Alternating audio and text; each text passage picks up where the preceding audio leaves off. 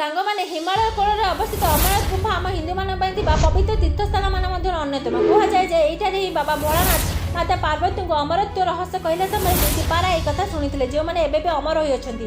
କିମ୍ବଦନ୍ତୀ ଅନୁଯାୟୀ ମାତା ପାର୍ବତୀଙ୍କୁ ଏହି ରହସ୍ୟ ପ୍ରକାଶ କରିବା ନିମନ୍ତେ ଭଗବାନ ଶିବ ହିମାଳୟର ଏହି ଗୁମ୍ଫାକୁ ନେଇଯାଇଥିଲେ, ଯାହାଦ୍ୱାରା ଅନ୍ୟ କେହି ଏହି ରହସ୍ୟ ଶୁଣିପାରିବେ ନାହିଁ। କାରଣ ଯିଏ ଅମର କାହାଣୀ ଶୁଣନ୍ତି ସେ ଅମର ହୋଇଯାଆନ୍ତି। ତେଣୁ ଗୋଟି ଗୋଟି କରି ଭଗବାନ ଶିବ ନିଜ ବାହନ ନନ୍ଦୀକୁ ପହଲଗାଁ ନାମକ ସ୍ଥାନରେ, ଚନ୍ଦନବାଡ଼ିରେ ନିଜ କେଶର ଚନ୍ଦ୍ରକୁ, ମାତା ଗଙ୍ଗାଙ୍କୁ ପଞ୍ଚତାରଣୀରେ, ଗଳାର ସର୍ପକୁ ଶେଷନାଗରେ ଏବଂ ନିଜ ପୁତ୍ର ଗଣେଶଙ୍କୁ ମହାଗୁଣା ପର୍ବତରେ ଛାଡ଼ି ଦେଇଥିଲେ। କିନ୍ତୁ ଏହି ଅମରତ୍ୱର କାହାଣୀ ଶୁଣିବା ସମୟରେ ଦେବୀ ପାର୍ବତୀ ନିଦ୍ରାରେ ଶୋଇପଡ଼ିଥିଲେ, ଯାହା ଭଗବାନ ଶିବ ଜାଣିପାରୁନଥିଲେ। ସେହି ସମୟରେ ଦୁଇଟି ଧଳା ପାରା ଏହି କାହାଣୀ ଶୁଣିଥିଲେ। କାହାଣୀ ଶେଷ ହେବା ପରେ ଭଗବାନ ଶିବ ସେ ପାରା ଦୁଇଟିଙ୍କୁ ଦେଖି ଅତ୍ୟନ୍ତ କ୍ରୋଧିତ ହୋଇଥିଲେ ଏବଂ ସେମାନଙ୍କୁ ମୃତ୍ୟୁଦଣ୍ଡ ଦେବା ପାଇଁ ନିଷ୍ପତ୍ତି ନେଲେ।